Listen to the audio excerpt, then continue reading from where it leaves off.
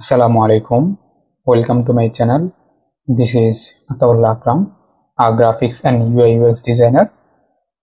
আমরা ফিগমার উপরে একটা ফ্রি ক্লাস স্টার্ট করেছি, যেখানে আমরা ফিগমা অ্যাকাউন্ট সেটআপ থেকে নিয়ে ফিগমা ড্যাশবোর্ড সম্পর্কে সবকিছু বিগত ক্লাসগুলোতে আলোচনা করে এসেছি। আজকের ক্লাসে আমরা ফিগমা টুলবার নিয়ে আলোচনা করব।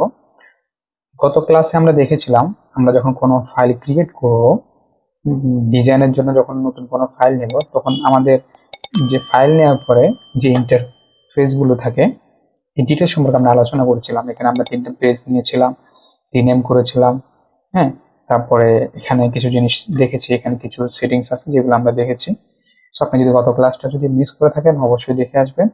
আমি ডিসক্রিপশনে অথবা উপরে আই বাটনে দিয়ে দেবো। আজকের ক্লাসে আমরা ফিগমা টুলবারগুলো নিয়ে আলোচনা করব। সব টুলগুলো তো এক ক্লাসে দেখানো সম্ভব না, তো আমরা স্টেপ বাই স্টেপ একটা একটা টুল করে নিয়ে আলোচনা করব। আগের ফিগমাতে টুলবারগুলো ছিল হচ্ছে যে, মানে আগের ফিগমার যে প্রিভিয়াস ডিজাইন ছিল সেখানে টুলবারগুলো ছিল হচ্ছে যে উপরে, আর নতুন ইউআই অনুযায়ী এই নতুন ইউআইটা আপডেট হয়েছে 2024-এ, সেই আপডেট অনুযায়ী টুলবারগুলো হচ্ছে যে নিচে এখানে। তো আজকে আমরা যে টুলটা নিয়ে আলোচনা করবো সেটা হচ্ছে মুভ টুল। মুভ টুল বলতে আমরা যেটা বুঝি যে কোনো জিনিসকে নিয়ে মুভ করা, যে কোনো কিছু হতে পারে, অবজেক্ট হতে পারে, শেপ হতে পারে, দেন কোনো ইমেজ হতে পারে, টেক্সট হতে পারে। আপনি যাই কিছু করেন না কেন, এখান থেকে আপনি কিছু একটা জিনিস লেখালেখি করছেন বা কোনো একটা ফেস ডিজাইন করছেন বা কোনো একটা ফ্রেম নিয়েছেন, সেই অনুযায়ী, এবং এটাকে আপনি মুভ করবেন এই যে মুভ টুলের মাধ্যমে। আমরা যদি মুভ টুলের এখানে অ্যারোতে ক্লিক করি, আমাদের এখানে আর কয়েকটা টুল আসবে। প্রথমটা হচ্ছে মুভ টুল। আপনি যে কোনো জিনিস মুভ করার জন্য আপনাকে এই টুলটা ইউজ করতে হবে। এবং ইন্টারেস্টিং একটা বিষয় হচ্ছে যে, আপনি যদি যে কোনো টুলে থাকেন না কেন, যেমন আমি এখানে অন্য একটা টুলে আছি, হ্যাঁ, বাট আমার মুভ টুলে থাকা উচিত যাইতে হবে, তখন আমরা কি করবো, শর্টকাট অনলি ভি ক্লিক করব। ভি শর্টকাট ভি ক্লিক করব, তাহলে আমাদের এখানে মুভ টুলটা অটোমেটিকলি চলে আসবে। হ্যাঁ, আমি এখানে দেখাই এই যে মুভ শর্টকাট ভি, ঠিক আছে। এটা ছিল আমাদের মুভ টুল। এবং তারপর হচ্ছে যে হ্যান্ড টুল। হ্যান্ড টুলটা কি জিনিস, আমরা যখন ডিজাইন করি তখন কিন্তু আমাদের দেখা যায় যে অনেক স্কিল নিয়ে, মানে অনেক বড় একটা এরিয়া নিয়ে আমরা কাজ করি, হ্যাঁ। তখন আমাদের দেখা যায় এদিক থেকে এদিকে মুভ করার প্রয়োজন হতে পারে, ঠিক আছে। যেমন আমি একটা আপনাদেরকে এক্সাম্পল দিচ্ছি।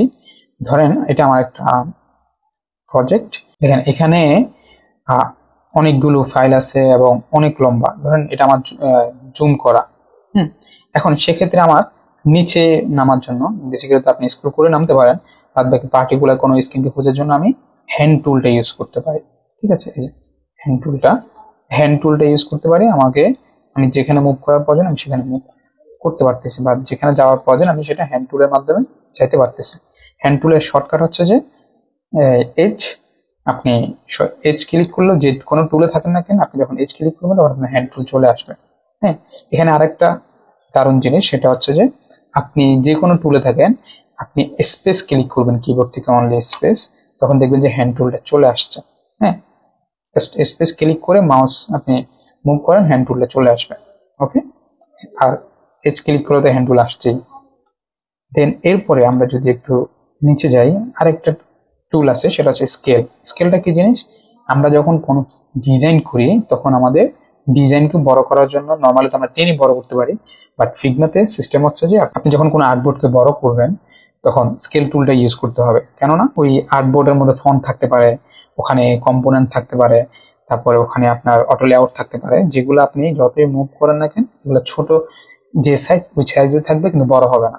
আর যখন আপনার স্কেল টুল দিয়ে ইউজ করবেন তখন সেগুলো বড় হবে। আমি একটা এক্সাম্পল দিচ্ছি। ধরেন আমার এখানে এটা হচ্ছে যে আমার একটা স্ক্রিন, মোবাইল স্ক্রিন, এবং এটাকে আমি এখন যখন বড় করতে যাব, দেখেন আমার কিন্তু স্ক্রিন বড় হচ্ছে, তবে আমার কন্টেন্ট কিন্তু সবগুলো বড় হচ্ছে না।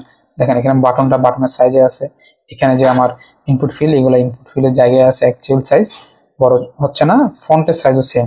উপরে আমার যে টপ বার এটা হচ্ছে। এখন যদি আমি স্কেল টুলটা ইউজ করি, স্কেল, এখন আমি যতটুকু বড় করব প্রপোর্শনালি কিন্তু বড় হতে থাকবে, দেখেন, সি, ওকে। তাহলে আমরা স্কেল টুলটা এই কাজে ইউজ করতে পারি, ঠিক আছে। তাহলে আজকের ক্লাসে আমরা মুভ টুলটা দেখলাম। মুভ টুলের কাজ কি, বেসিক্যালি যে কোনো জিনিস মুভ করার জন্য আপনি মুভ টুলটা ইউজ করতে পারেন, শর্টকাট ভি, অ্যান্ড আপনি উপর থেকে নিচে যে কোনো সময় আপনি হ্যান্ড টুলটা ইউজ করতে পারেন, এবং ফ্রেমকে যদি আপনি বড় করার প্রয়োজন হয় তখন সেক্ষেত্রে আমরা স্কেল টুলটা ইউজ করবো। সো আজকের জন্য এতটুকু, ইনশাল্লাহ দেখা হবে নেক্সট ক্লাসে। এই ক্লাসটা যদি ভালো লাগে তাহলে অবশ্যই লাইক করবেন, আপনার বন্ধুদের সাথে শেয়ার করবেন। Thank you. আসসালামু আলাইকুম।